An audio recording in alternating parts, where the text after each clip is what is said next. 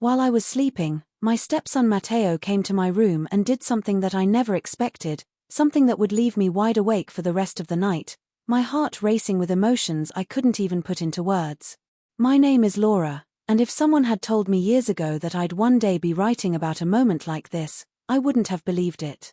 Life as a stepmother has been a journey filled with challenges, doubts, and moments where I wondered if I was really making a difference in Mateo's life. But what happened that night reminded me that family isn't always defined by blood, it's defined by trust, love, and the quiet ways we show up for each other when it matters most. Coming soon story. While I was sleeping, my stepson Mateo came to my room and did this to me, something that would change how I looked at our relationship forever. My name is Laura, and I live in Denver, Colorado. I married Daniel 7 years ago, and with him came Mateo, who was just 13 at the time. Losing his biological mother at a young age had been devastating for him, and though he didn't say much back then, I could tell how deeply it affected him. Over the years, we worked to build trust.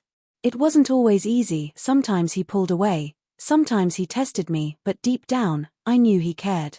Still, I always wondered how he truly saw me. That night, the house was quiet.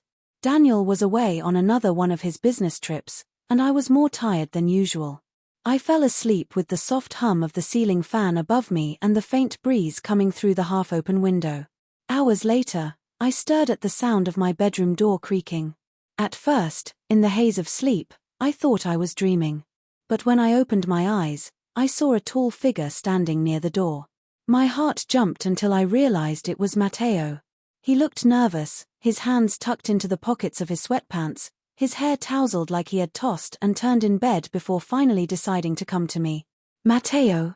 I asked softly, sitting up. "What are you doing awake?"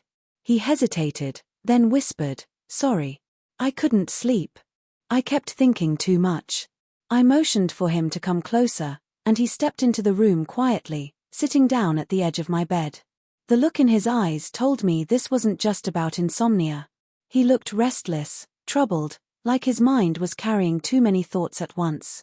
I had seen that look before, during his teenage years when he struggled to fit in, when he had doubts about his place in the world. "Want to talk about it?" I asked gently. At first, he shrugged. But then he began to open up.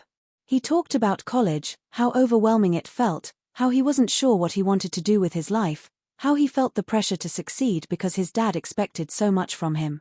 "Sometimes it feels like I'm living for everyone else," he admitted. "Like I don't even know who I am yet." My heart ached for him. I reached out and placed my hand over his, letting him know he wasn't alone. "Mateo," I said, "you don't have to have it all figured out right now. Nobody does at your age. And your dad only wants the best for you. You don't need to be perfect, you just need to be yourself." He gave me a small, tired smile, and for a moment, the tension in his shoulders eased. "You always know what to say," he whispered. "Sometimes I feel like you're the only one who really gets me." Those words touched me deeply. I had spent years trying to connect with him, sometimes wondering if I was making any difference at all. Hearing him say that made me realize that my efforts hadn't gone unnoticed. We talked for nearly an hour. He told me about his fears, his dreams, even about a girl he liked but was too shy to approach. I listened, offered advice when he asked, and mostly just gave him space to let it all out. Eventually, his voice grew softer, slower, until I noticed his eyes drooping. Without even realizing it, he had stretched out on top of the blanket beside me, his head resting against the pillow. At first, I wasn't sure if I should wake him up and send him back to his room.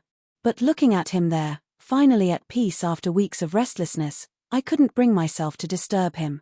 So I let him sleep. That was the moment I realized what Mateo had come to do wasn't something reckless or wrong. He had come to my room because he needed comfort, because he needed to feel safe, because he needed to be reminded that he wasn't alone.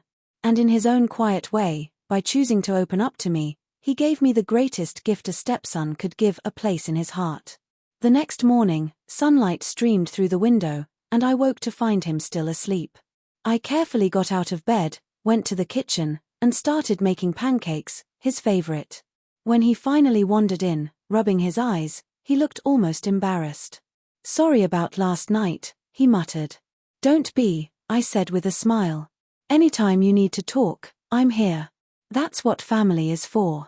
From that day forward, something changed between us. He trusted me more, confided in me more, and slowly, the wall that had always stood between stepmother and stepson began to crumble. Daniel noticed it too. He saw how Mateo looked at me with a new kind of respect, how we laughed more easily, how the house felt warmer when the three of us were together. Over time, Mateo grew more confident. He figured out his major in college, made new friends, and even started dating the girl he had once been too shy to talk to. But he never forgot that night, the night when he had come to my room because he couldn't sleep, and instead of judgment, he found understanding.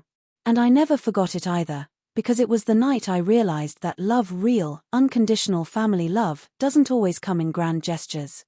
Sometimes, it comes quietly, in the middle of the night, when someone you care about just needs to know they're not alone. That was what Mateo did to me while I was sleeping. He gave me his trust, his honesty, and his heart. And in return, I gave him what every parent hopes to give their child, a safe place to land when the world feels too heavy.